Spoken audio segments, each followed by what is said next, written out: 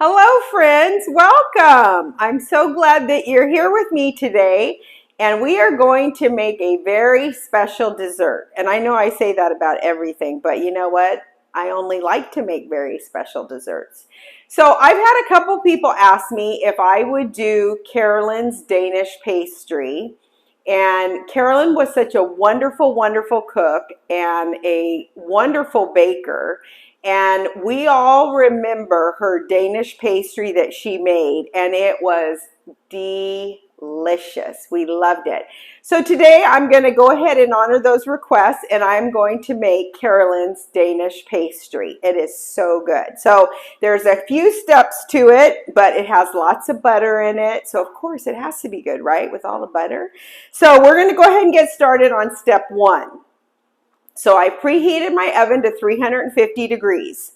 And now we're going to make the bottom crust. In my bowl, I have 1 cup of flour. And to that, I'm adding a stick of butter. Okay? And it's softened. And you don't want it like too softened. I had it at room temperature. And I just wanted it a little bit softer. So we put this in the microwave for about 10 seconds. But you don't want it like super, super soft. Okay? So we're just going to put that in there. And then to that, you're going to add 3 tablespoons of water, okay? And this is going to be our bottom crust. I'm just going to add a little bit of the water at a time. And I'm just going to mix this up until it's all incorporated. And I'm just using all-purpose flour. And I am using salted butter as well. Okay, so it's a little dry, and what I had put in is incorporated, so I'm just going to add a little bit more water. And again, that's 3 tablespoons of water. Okay? All right. And that looks like that'll about do it, I think. Okay, so now here comes the tricky part. This little thing of dough, we have to separate into 2 strips. Okay, and we kind of want them to be about 3 inches wide and 12 inches long. So I just kind of put what I visually think is half of this dough on my pan, and that looks like I put more on that side, but I'll even it all out. Okay, and then now we're going to spread this out. I'm going to put a little bit more over here, I think. Okay. So now we're just going to spread this out to make it look like 12 inches long, 3 inches wide, okay?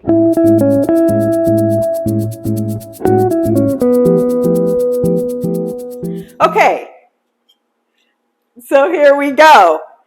2 different rectangle strips about 12 inches long, 3 inches wide, okay? So you just want to, push it out as far as you can to make it look like this, okay? All right, so let's make the next layer. Oh, and by the way, this is an ungreased cookie sheet because you have the butter in the crust, okay? So we're going to set that aside, and now we're going to work on the next layer. Okay, now we're ready for the next layer. And in my pot, I have 1 cup of water.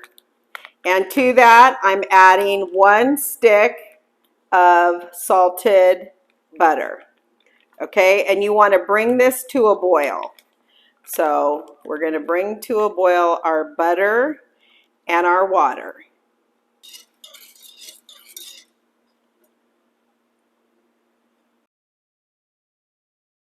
So now it's come to a rolling boil, the water and the butter. So now you remove it from the heat. Okay, and now to this, I'm going to add 1 teaspoon of almond extract. And you guys, this almond extract, oh my goodness, it makes it taste so yummy. Okay, so I'm going to whisk in that 1 teaspoon of almond extract. And then I'm going to whisk in 1 cup of all-purpose flour, okay? And you want to whisk this really good because you don't want any lumps in it. You want it really smooth, okay? So I'm just going to shake this out because the flour tends to get caught up in this happy little whisk. Okay, there we go. All right, and it's nice and smooth. Okay, and then now we're going to add 3 eggs, one at a time. And you're just going to whisk in 1 egg at a time, okay? So I'm just going to whisk in egg number 1.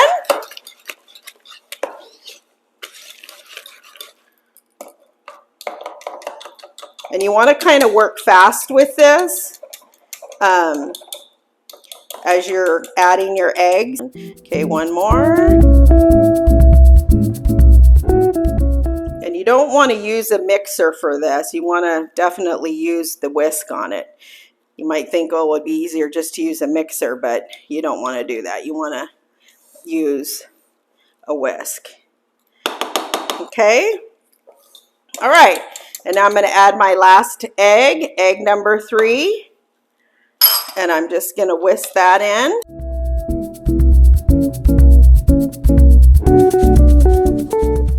Okay, now we're going to add this as the second layer on top of our rectangles that we made earlier.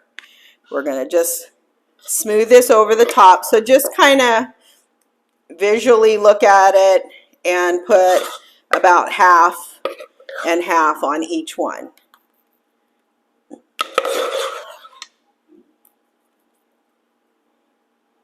Comes out so nice and so flaky. It is beautiful. All the different little puffy layers on it are awesome.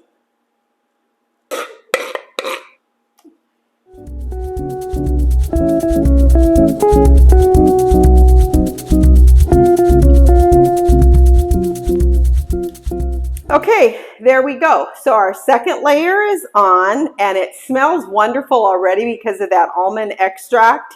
And you want to make sure you use real almond extract, not flavoring, okay? It's worth it, believe me. So we're going to put this in a 350-degree oven for 1 hour. Okay, so now we're going to make the frosting for the top of our Danish pastry, okay?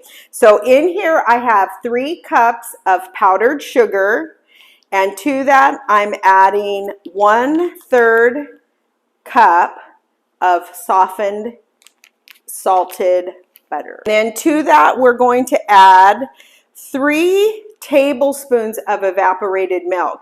And you guys, you want to use evaporated milk because I'll be honest with you, I've made it before when I didn't have evaporated milk with just using regular milk, and it doesn't taste good. So again, whoops, there's 1, 2, 3. Evaporated milk does matter. So you guys want to make sure you get evaporated milk to use in there. And I might use a dab more, so I'm just going to save that. Okay, and then now I'm going to tell you, her recipe says 1.5 teaspoons of vanilla. I am going to tell you that's where I deviate just a little bit because I put 1 teaspoon of vanilla. I used to make it exactly like it, and just another dab for good measure, okay? And then I'm going to add, because we love the taste of the almond extract, so for my half, I'm going to use almond extract, okay? But again, her recipe just said the vanilla, 1.5 teaspoons of vanilla, but I'm cheating and putting a little bit of almond extract in mine, okay? All right, so now let's whip this up, and then we'll add our coloring. Okay, that was quick. All right, now we're going to add our food coloring, okay? And Carolyn always made her frosting pink, okay? So we're going to do it, and I'll tell you again, it's just everybody who has had her Danish pastry knows that she always had that beautiful pink icing on top.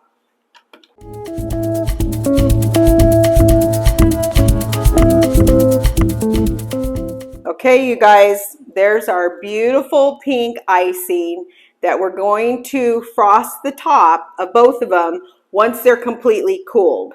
But I'm telling you, this frosting is money just by itself. It's so good. So as soon as they come out of the oven, we'll be frosting them. Can't wait to eat them.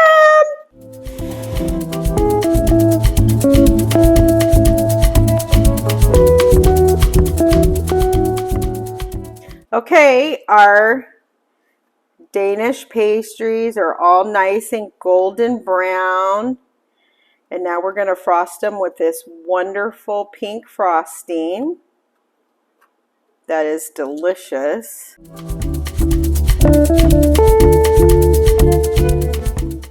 This is so beautiful to cut into little individual squares and put out on a serving platter for an event that you're doing for your guests.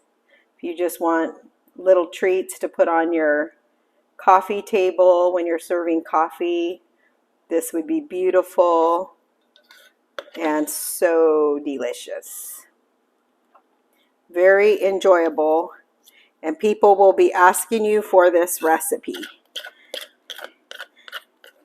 And you'll be proud and happy to share it because it's that good.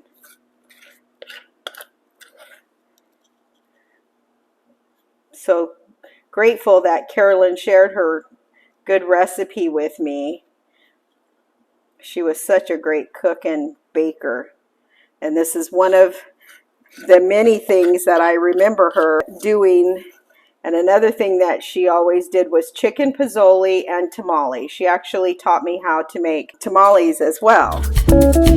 Okay, there we go. I just split that frosting between both pastries. Okay, so to make it pretty, I'm just going to cut this end off.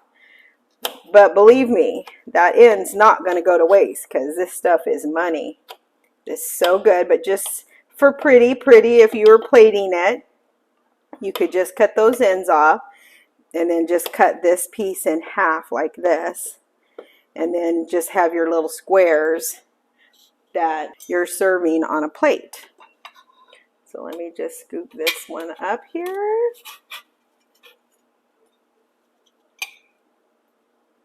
And there we go. There's our little Danish pastry that is delicious. You taste all the almond flavoring in it. Delicious.